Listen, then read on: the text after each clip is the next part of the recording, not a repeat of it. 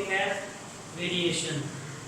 जैसे कि हम पहले पढ़कर आ चुके हैं पिछली क्लास में कि सेक्सुअल रिप्रोडक्शन से जो नेक्स्ट जनरेशन में वेरिएशन प्रोड्यूस होती है।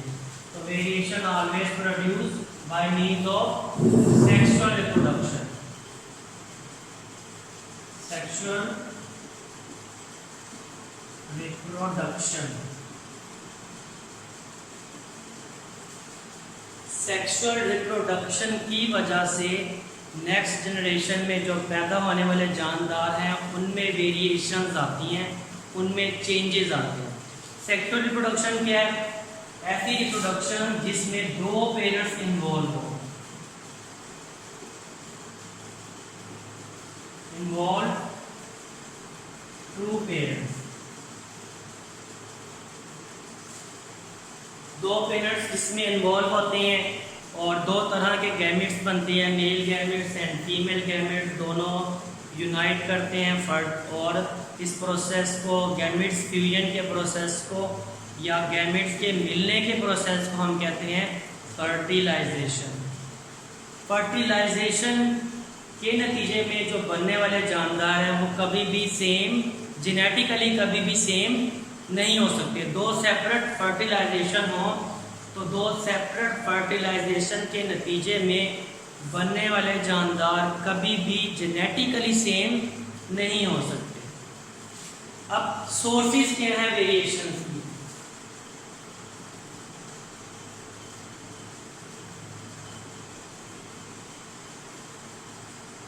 वेरिएशन के सोर्सेज क्या हैं? किस वजह से जो है वो वेरिएशन होती है? सबसे पहला जो सोर्स है वेरिएशन का वो है क्रॉसिंग ओवर।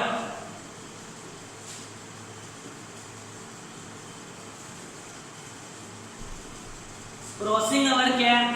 मियोसिस के दौरान होमोलोगस क्रोमोसोम्स के नॉन सिस्टर क्रोमैटिड्स आपस में एक दूसरे के साथ अपने डीएनए फ्रैगमेंट एक्सचेंज करते हैं। इस प्रोसेस को हम नाम देते हैं क्रॉसिंग ओवर। क्रॉसिंग ओवर के नतीजे में जो क्रोमोसोम्स का जो जेनेटिक कॉम्बिनेशन होता है वो चेंज हो जाता है, जिसकी वजह से जो नए पैदा होने वाले जानदार हैं या जो गैमेट्स बनते हैं उनके जेनेटिक मेकअप में वेरिएशन आती हैं। जैसे कि यहाँ पे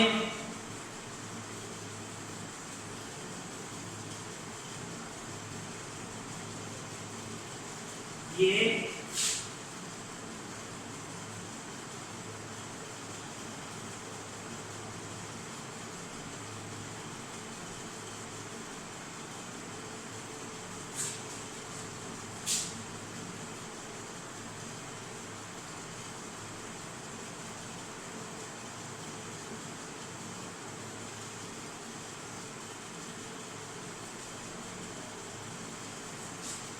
तो ये होमोलोगस क्रोमोसोम्स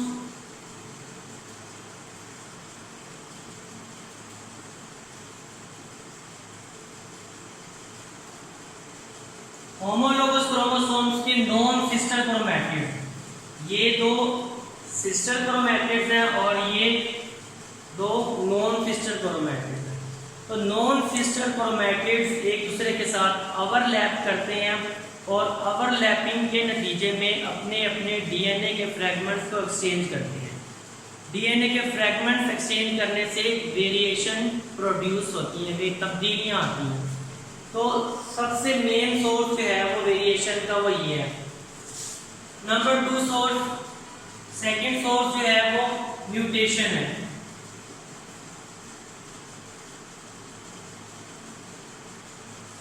म्यूटेशन भी बहुत इंपॉर्टेंट सोर्स है वेरिएशंस का। किसी भी ऑर्गेनिज्म में आने वाले चेंज का बहुत इंपॉर्टेंट सोर्स है। म्यूटेशन क्या है? Change in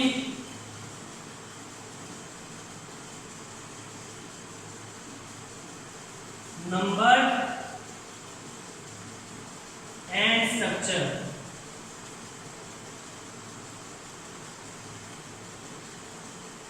of chromosome.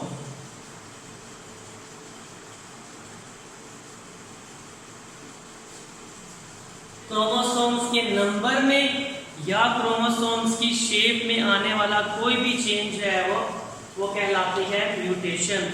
और म्यूटेशन से जो गैमेट्स बनेंगे वो भी चेंज होंगे, जिसके नतीजे में जो ऑर्गेनिजम्स बनेंगे उसमें वेरिएशंस प्रोड्यूस होंगी। थर्ड जो रीजन है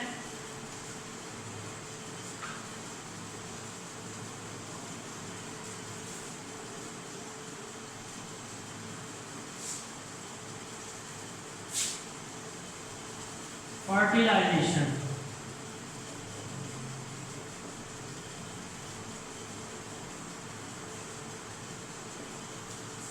फर्टिलाइजेशन कैसे? एग को तकरीबन 1 मिलियन से ज्यादा जो है वो स्पर्म जाके मिलते हैं। तो इतने ज्यादा स्पर्म जब एग को जाके मिलते हैं तो उसमें भी वेरिएशन प्रोड्यूस होती हैं। और लास्ट वन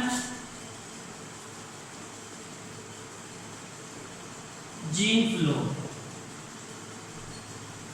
जीन फ्लो क्या है कि एक पॉपुलेशन से जीन का निकलकर दूसरी पॉपुलेशन में जाना या बाहर से किसी जीन का किसी स्पेसिफिक पॉपुलेशन में आना, इस प्रोसेस को हम कहते हैं gene flow.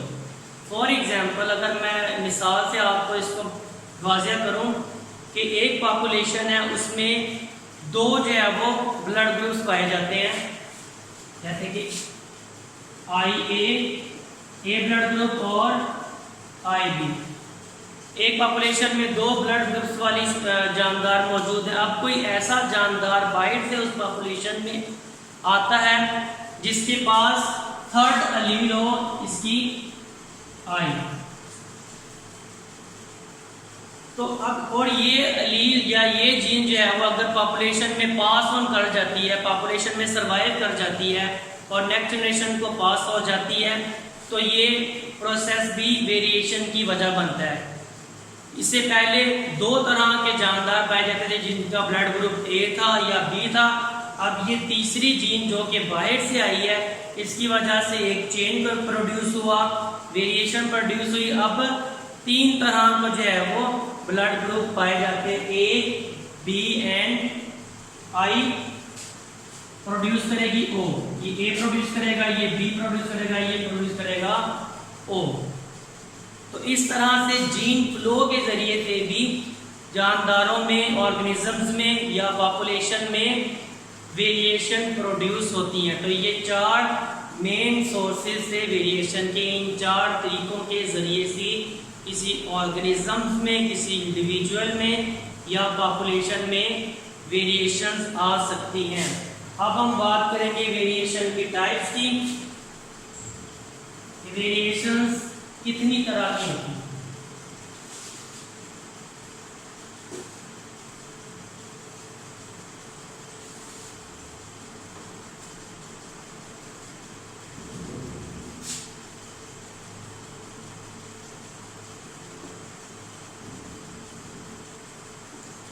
Discontinuous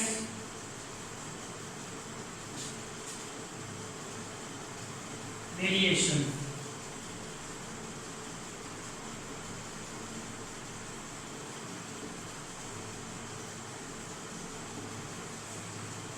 discontinuous variation जिसमें किसी भी ऑर्गेनिज्म की कोई खास स्पेसिफिक ट्रेट की डिस्टिंक्ट फिनोटाइप जो है वो मौजूद होती है।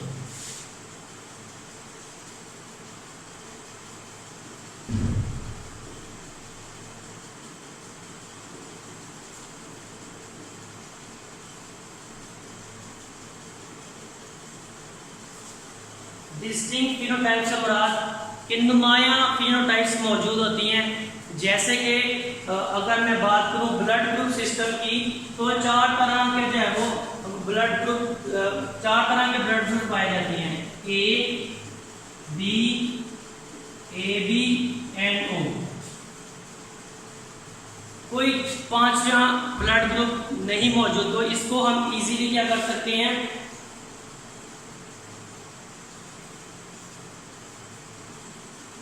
और इसको हम इजीली एक्सप्लेन कर सकते हैं। इजीली ये एक दूसरे से नुमाया, और इसमें कोई 5वीं किस्म जो है वो वेरिएशन की मौजूद नहीं होती। तो इस तरह की वेरिएशंस को हम डिसकंटीन्यूअस वेरिएशन का नाम देते हैं, और डिसकंटीन्यूअस वेरिएशन को हमेशा single pair of gene control करते हैं।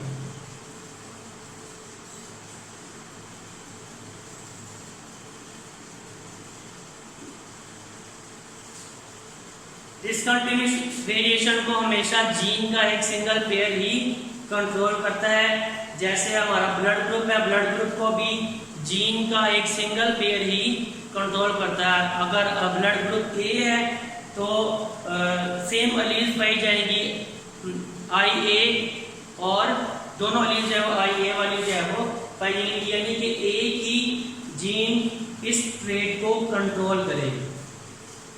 नंबर 2 है कॉन्टिन्यूअस वेरिएशन।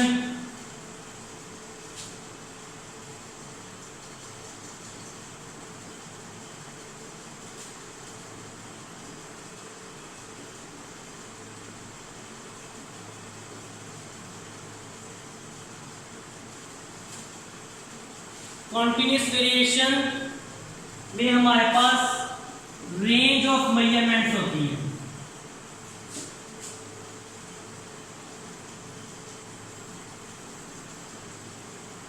कोई नुमाया हमारे पास किसी भी ट्रेड के लिए कोई नुमाया फिनोटाइप मौजूद नहीं होती, बल्कि एक रेंज होती है, और वो रेंज वेरी करती है from one extreme to another extreme, एक एक्सट्रीम से दूसरी एक्सट्रीम तक जो है ये वेरी करती है। फॉर एग्जांपल अगर हम हाइट की बात करें, ह्यूमन हाइट की, तो ह्यूमन हाइट में हम ये नहीं कह सकते कि इंसानों में ये हाइट्स मौजूद हैं।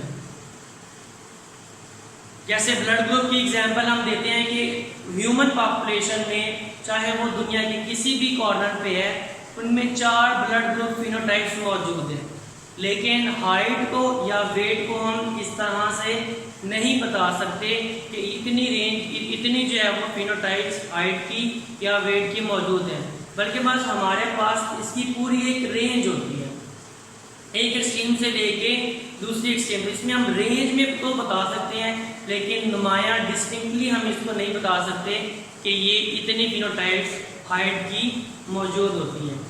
ठीक है। और सेकंड अगर हम बात करें तो कॉन्टिन्यूस वेरिएशन को कंट्रोल करते हैं more than one gene.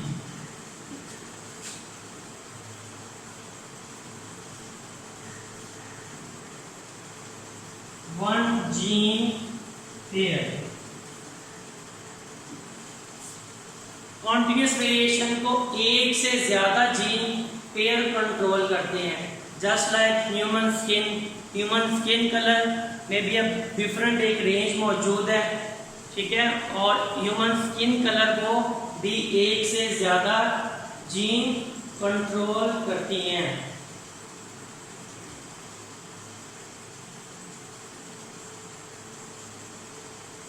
Next है हमारे पास, next topic is evolution.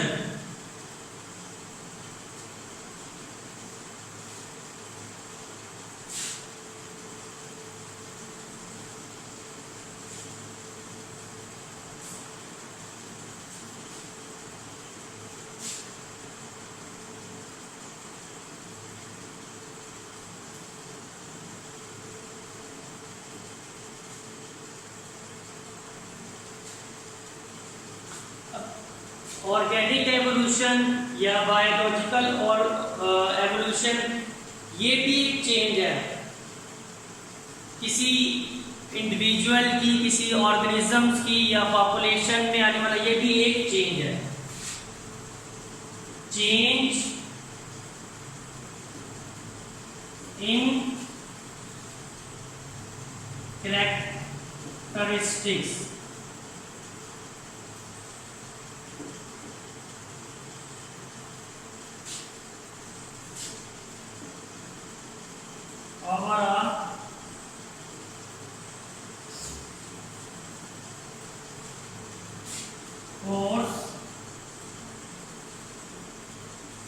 Generation.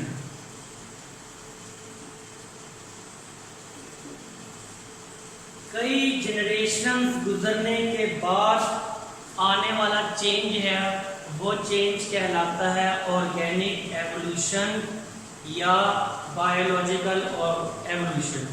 अब यहाँ क्वेश्चन ये क्रिएट होता है कि वेरिएशन भी चेंज था और एवोल्यूशन भी चेंज है, तो ये हम डिफरेंट नेम्स क्यों दे रहे हैं।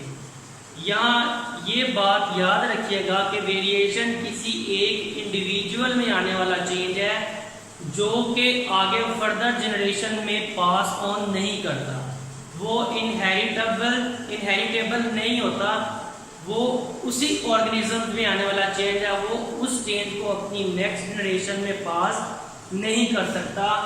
जबकि एवोल्यूशन ऐसा चेंज है जो कि इनहेरिटेबल है।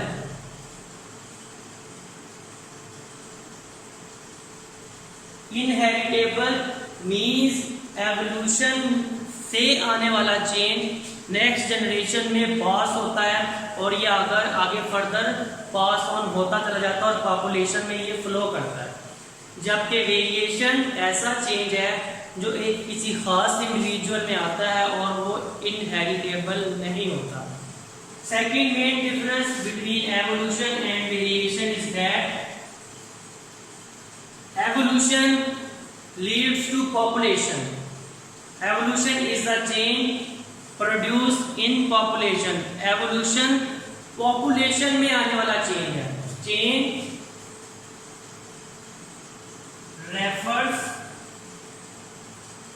टू चेंज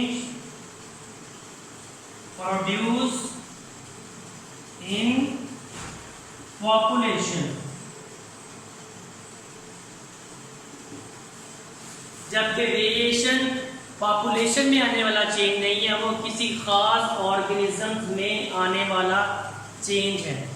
जबकि एवोल्यूशन पॉपुलेशन में चेंज आता है और वो आगे फर्दर पास ऑन होता रहता है। नेक्स्ट है एवोल्यूशन। एवोल्यूशन के कौन कौन से प्रोसेसेस इन्वॉल्व होते हैं।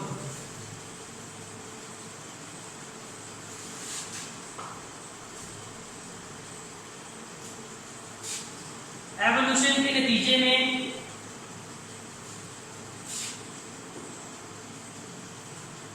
Genetic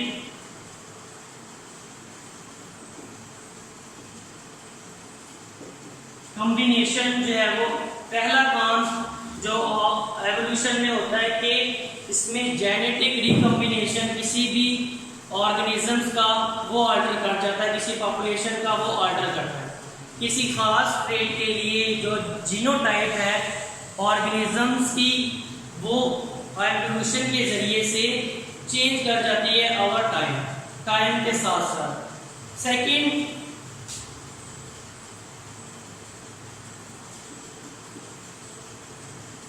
production of new species. Second evolution के नतीजे में जेनेटिक मेकअप बहुत ज़्यादा चेंज होता है और बहुत ज़्यादा जेनेटिक मेकअप चेंज होने की वजह से नई स्पीशी बन जाती है। तो ये दो प्रोसेसेस हैं जो कि एवोल्यूशन के ज़रिए से होते हैं। नंबर वन, किसी एक पर्टिकुलर ऑर्गेनिजम्स का जेनेटिक मेकअप चेंज होता है जिसकी वजह से उसमें कोई ख़ास ट्रेट जो है वो डेवलप होता है, कोई पर्टिकुलर स्पेसिफिक करैक्टर या ट्रेट उसमें डेवलप होता है जेनेटिक रिकॉम्बिनेशन चेंज होने की वजह से। सेकेंडली, एवोल्यूशन के नतीजे में नई स्पीशीज बनती हैं। पूरा का पूरा जेनेटिक कॉम्बिनेशन चेंज हो जाता है जिसके नतीजे में एक नई स्पीशीज जो है वो एवोल्यूशन के नतीजे में बनती है। अब एवोल्यूशन के जरिए हम एवोल्यूशन की स्टडी क्यों करते हैं, एवोल्यूशन से हमें क्या पता चलता है। एवोल्यूशन हमें बताती है ancestral relationship. Ancestral relationship, ancestral relationship, ancestor means above a star, ancestor relationship, इससे मुराद ये है कि ये कोई पर्टिकुलर स्पीशीज ये किस स्पीशीज में एवोल्यूशन होने की वजह से बनी है या ये कैसे बनी है। तो ये एवोल्यूशन की हमें स्टडी हमें बताती है कि कोई ख़ास जानदार किस दूसरे जानदार में वो एवोल्यूशन होने की वजह से बना है। सेकंड, एवोल्यूशन हमें बताती है रिलेशन विद अदर स्पीशीज।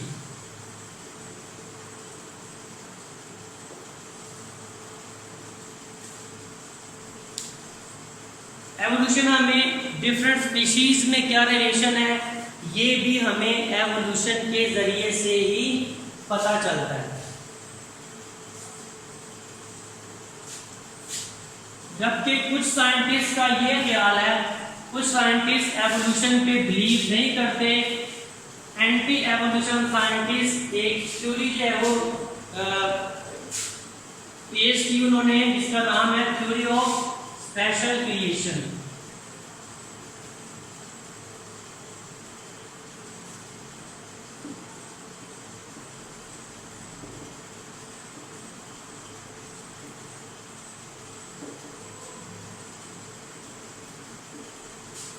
कुछ साइंटिस्ट एवोल्यूशन पे बिलीव नहीं करते, जबकि उनका बिलीव ये है कि जो ऑर्गेनिजम्स की फॉर्म प्रेजेंटली मौजूद है, अब मौजूद है, इसी तरह से ये बनाए गए, इनमें किसी भी किस्म का चेंज नहीं आया। यानी कि वो इस थ्योरी को नहीं मानते कि एक ऑर्गेनिज्म दूसरे ऑर्गेनिजम्स में चेंज आने की वजह से बना है, बल्कि वो ये समझते हैं कि जो जितने भी ऑर्गेनिजम्स मौजूद हैं ये ऐसे ही क्रिएट किए गए हैं, ऐसे ही बनाए गए हैं, या जो वो एवोल्यूशन पे बिलीव नहीं करते। जबकि चार्ल्स डार्विन साइंटिस्ट था जिसने थ्योरी ऑफ नेचुरल सिलेक्शन दी थी।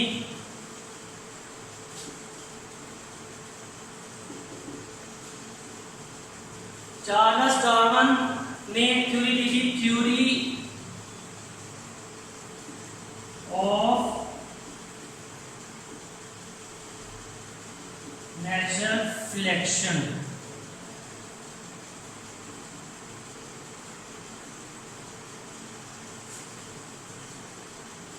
चार्ल्स डार्विन ने थ्योरी ऑफ नेचुरल सिलेक्शन पेश की थी। इसने ये थ्योरी अपने 5 साला समुद्री सफर, जो कि इसने HMS बीगल, ये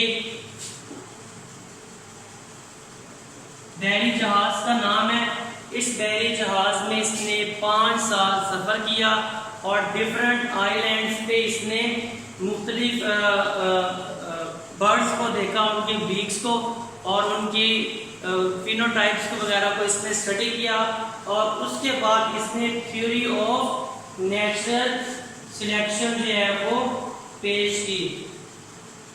और चार्ल्स डार्विन को एवोल्यूशन के फाउंडर्स में शुमार किया जाता है, क्योंकि सबसे पहले एवोल्यूशन का कॉन्सेप्ट जो है वो इसने 1838 में थ्योरी ऑफ नेचुरल सिलेक्शन पेश की, और थ्योरी ऑफ नेचुरल सिलेक्शन में इसने एवोल्यूशन के कंसेप्ट को जो है वो वाज़ेह किया।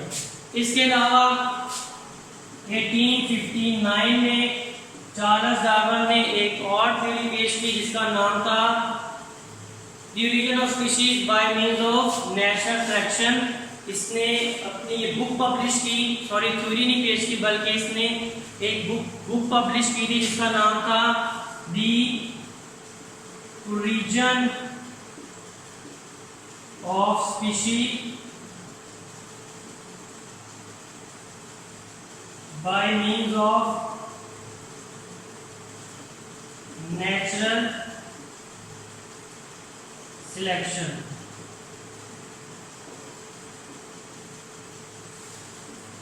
इस बुक में इसने डिटेल में जो है वो ये बात बताई कि किस तरह से जो है वो ऑर्गेनिजम्स में चेंज आता है। डार्विन के काम को बहुत ज़्यादा एक्सेप्ट नहीं किया गया उस टाइम, क्योंकि इसके बाद कोई ठोस, कोई सॉलिड प्रूफ या एविडेंस नहीं थे जिससे ये अपनी बात को साबित करता। बाद में जाकर 20वीं सेंचुरी में 1920 से 1930 के दौरान एवोल्यूशन पे जो है वो दोबारा काम शुरू किया गया और साइंटिस्ट ने ये प्रूव किया कि नेचुरल सिलेक्शन की थ्योरी जो है वो ज़्यादा एक्सेप्टेबल है, ज़्यादा जो है वो फेवरेबल है, और नेचर डार्विन और मेंडल्स के जेनेटिक्स के जो काम है वो तकरीबन एक ही काम है और दोनों की आइडियाज जो हैं वो तकरीबन सेम है। अब थ्योरी ऑफ नेचुरल सिलेक्शन को जो है वो हम थोड़ा सा डिटेल में स्टडी करेंगे।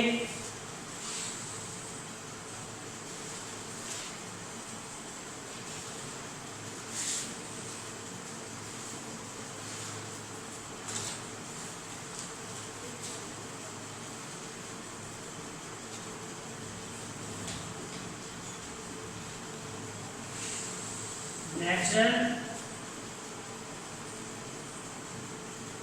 सिलेक्शन, नेचुरल सिलेक्शन क्या है? किसी भी पॉपुलेशन में एक ही तरह के जानदार एग्जिस्ट नहीं करते, उनमें वेरिएशंस होती हैं। उन जानदारों के अंदर मॉर्फोलॉजिकल और फिजियोलॉजिकल दोनों तरह से उनमें वेरिएशंस पाई जाती हैं। मॉर्फोलॉजिकल वेरिएशन मीन्स कि वो देखने में उनका जो स्ट्रक्चर है देखने में वो बिल्कुल सेम नहीं होता, थोड़ी बहुत उसके अंदर वेरिएशंस मौजूद होती है।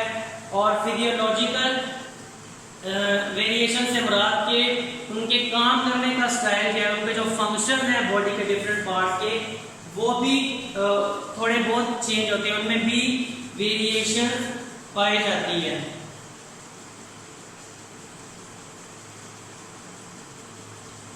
नेचुरल सिलेक्शन क्या है कि better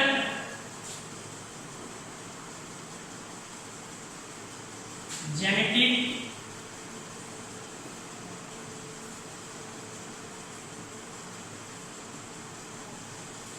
variation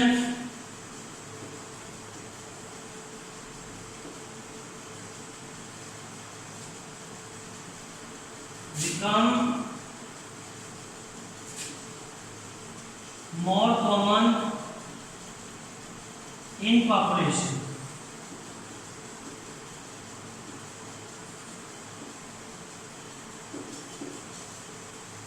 natural selection means कि जैसे कि मैंने आपको पहले बताया कि पॉपुलेशंस में तमाम ऑर्गेनिज्म में सेम नहीं होती, उनमें फिजियोलॉजिकल और मॉर्फोलॉजिकल वेरिएशंस मौजूद होती हैं।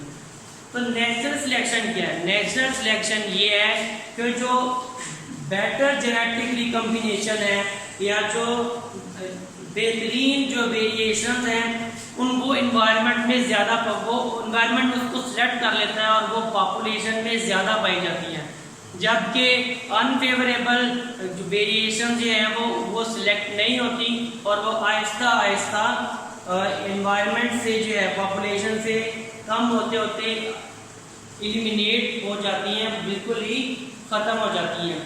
नेचुरल सिलेक्शन के कंसेप्ट को हम फिटनेस के कंसेप्ट से जो है एक्सप्लेन कर सकते हैं। अब फिटनेस क्या है?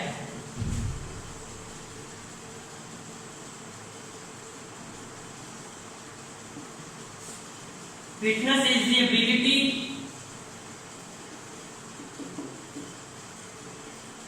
टू सर्वाइव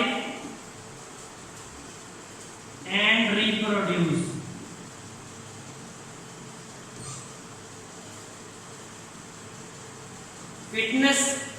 फिटनेस से मुराद ये है, बायोलॉजी में फिटनेस से मुराद ये है कि किसी जानदार के अंदर कितनी एबिलिटी है कि वो इन्वायरमेंट में सर्वाइव कर सके और रिप्रोड्यूस करके नए जानदार पैदा कर सके।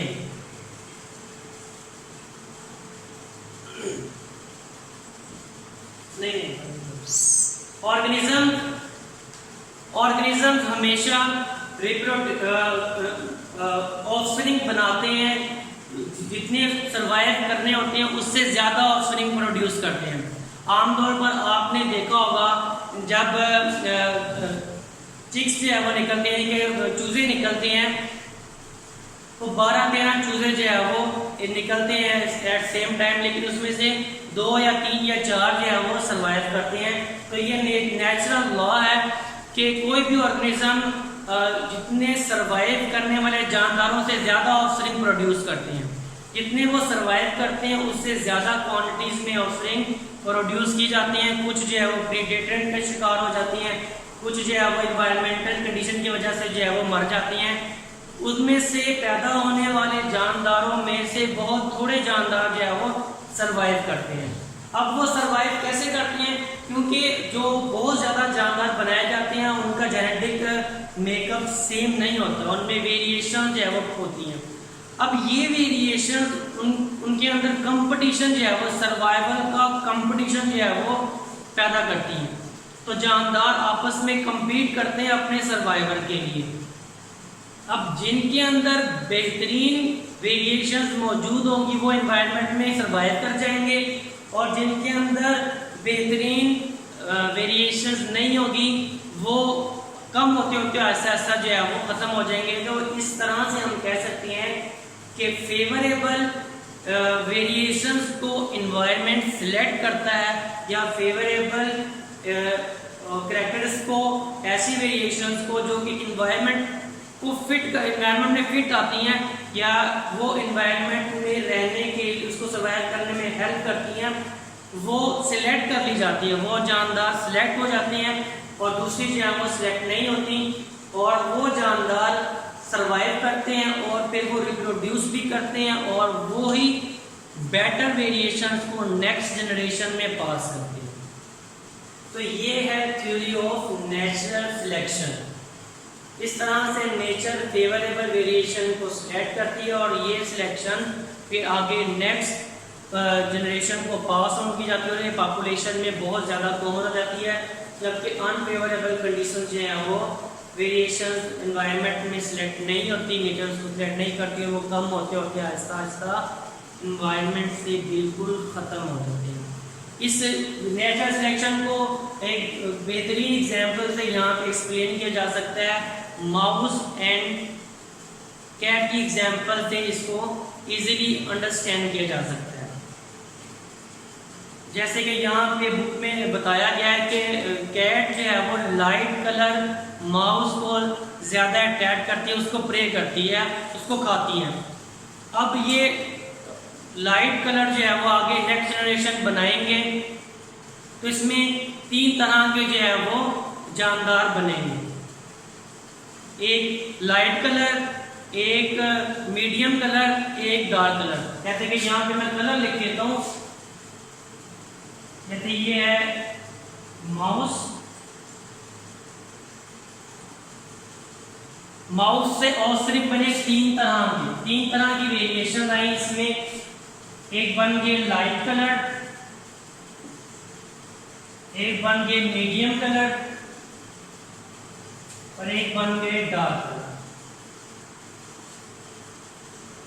अब लाइट कलर ज्यादा जो है वो नुमाया है, इजीली जो है वो नजर आ जाता है, इसलिए कैट क्या करेगी, लाइट कलर को प्रे करेगी, लाइट कलर को खा लेगी और ये ऑर्गेनिज्म इन्वायरमेंट में सर्वाइव नहीं करेगा, ये नेक्स्ट रिप्रोड्यूस नहीं कर सकेगा, ये यहाँ पे जो है वो ब्लॉक हो जाएगा। अब 2 तरह के जानदार मीडियम कलर और डार्क कलर सर्वाइव करेंगे और नेक्स्ट जनरेशन को प्रोड्यूस करेंगे। ये 2 तरह के प्रोड्यूस करेंगे,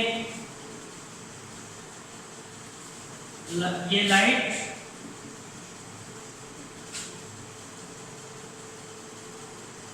मीडियम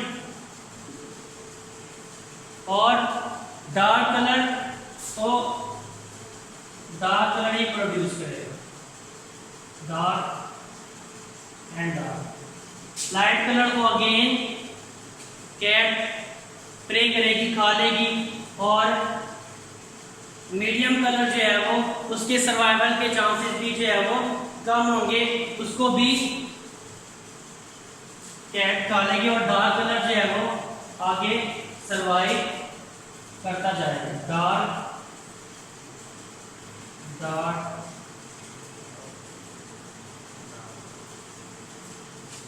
इस तरह से डार्क कलर जो है वो पॉपुलेशन में ज़्यादा कॉमन होता चला जाएगा और ये डार्क कलर आगे ये कैरेक्टर नेक्स्ट जनरेशन को पास होता चलेगा और वो बहुत ज़्यादा क्वांटिटी में हो जाएगा। तो इस तरह से नेचर ने क्या किया, लाइट कलर को और मीडियम कलर को सिलेक्ट नहीं किया फॉर देयर सक्सेसिव जनरेशन के लिए उसको सिलेक्ट नहीं किया और उसको कैट बार बार प्रे करते रही और आहिस्ता आहिस्ता वो पॉपुलेशन से इलिमिनेट हो गया। क्योंकि डार्क कलर एनवायरनमेंट को सूट करता था, डार्क कलर इतना ज़्यादा नुमाया नहीं है, नज़र नहीं आता, कैट जो है वो इसको सही तरह से देख नहीं सकती, इस वजह से डार्क कलर जो है वो इन्वायरमेंट को सूट करता था। इसलिए वो ये नहीं कि डार्क कलर को प्रे नहीं, डार्क कलर भी प्रे होते हैं लेकिन कम होते हैं as compare to light colour and medium colour. Dark colour के बचने के चांसेस ज़्यादा हैं, इसलिए अगर 10 ऑर्गेनिज्म भी बनते हैं तो 3-4 तो नेक्स्ट जनरेशन जो है वो इस काबिल होंगे कि वो अपनी नेक्स्ट जनरेशन बना सकें और रिप्रोड्यूस कर सकें। जबकि लाइट कलर बहुत ज़्यादा नुमाया है, ये फ़ौरन जो है वो कैट इसको अटैक कर देगी और ये इसको खा लेगी। इस तरह से लाइट और मीडियम कलर जो है वो इन्वायरमेंट से पॉपुलेशन से एलिमिनेट हो जाएंगे। तो ये थी हमारे पास theory of natural selection. Next topic and last topic of this chapter is artificial selection.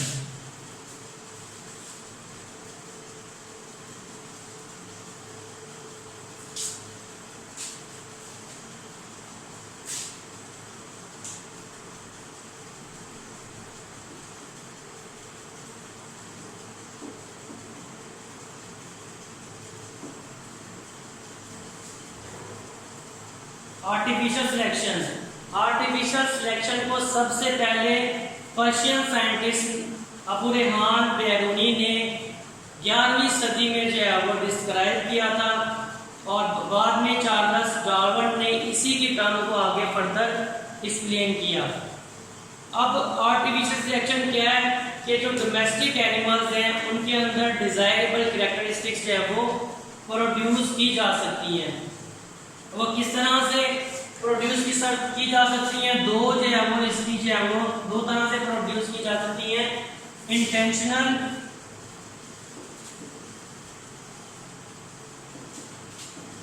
Breeding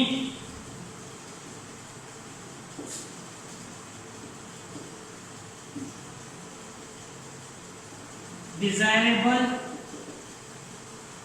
characteristics या कैरेक्टर्स।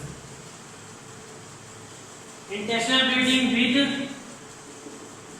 डिजायरेबल कैरेक्टर्स कि हम सिलेक्ट करें अपने ज़ाहिर ऑर्गेनिज्म में पॉपुलेशन के अंदर वेरिएशन मौजूद होती हैं, मुख्तलिफ कैरेक्टर्स ट्रेड्स के लिए मुख्तलिफ वेरिएशन मौजूद होती हैं, तो हम अपने डिजायरेबल कैरेक्टर्स वाले वेरिएंट्स उठाएं, अपने डिजायरेबल कैरेक्टर वाले वेरिएंट्स को आपस में ब्रीड करवाएं, तो उसके नतीजे में जो नेक्स्ट जनरेशन होगी उसमें हमें अपने डिजायरेबल कैरेक्टर्स मिलेंगे। इस तरह से हम अपने डिजायरेबल कैरेक्टर जो है वो हासिल कर सकते हैं। Second, discouraging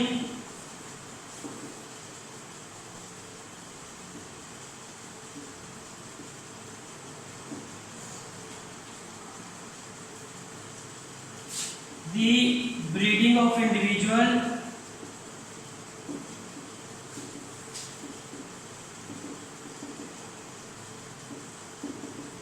with undesirable characters।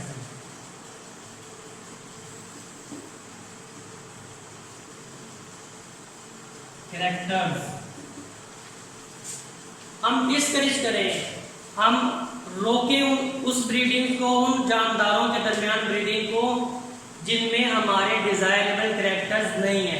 तो ये दो तरह से हम आर्टिफिशियली ब्रीड करवा सकते हैं और अपने डिजायरेबल कैरेक्टर्स, वो कैरेक्टर्स जो कि हमें बेनिफिट करते हैं, हमें सूट करते हैं, वो हासिल कर सकते हैं।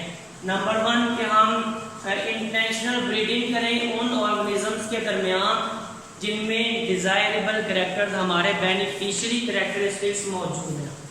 और सेकेंडली हम अवॉइड करें ऐसी ब्रीडिंग से ऐसे जानदारों के दरमियान ब्रीडिंग से जिनमें हमारे बेनिफिशियरी हमारे लिए सुटेबल कैरेक्टरिस्टिक्स मौजूद नहीं है।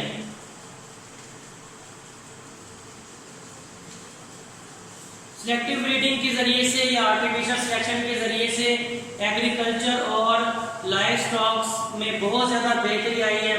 हम बेहतरीन जानदार जो है वो इससे प्रोड्यूस कर सकते हैं, जिससे हम फसलों की क्रॉप्स की प्रोडक्शन को इंक्रीज कर सकते हैं। इसी तरह से बेहतरीन जेनेटिक मेकअप वाले हम काउ, शीप, गॉड्स वगैरह जो है वो बनाए हैं, जिससे जो है वो बहुत ज़्यादा मीट की प्रोडक्शन में इंक्रीज हुआ है, मिल्क की प्रोडक्शन में इंक्रीज हुआ है, एग्स की प्रोडक्शन में बहुत ज़्यादा इंक्रीज हुआ है। तो इस तरह से हम आर्टिफिशियली ब्रीडिंग के ज़रिए से या आर्टिफिशियल सिलेक्शन के ज़रिए से बहुत ज़्यादा फ़ायदा हासिल कर सकते हैं और अपने बेनिफिशियरी कैरेक्टरिस्टिक्स हासिल कर सकते हैं, जिससे फूड सप्लाई जो है वो बहुत ज़्यादा बढ़ाई जा सकती है। Thank you.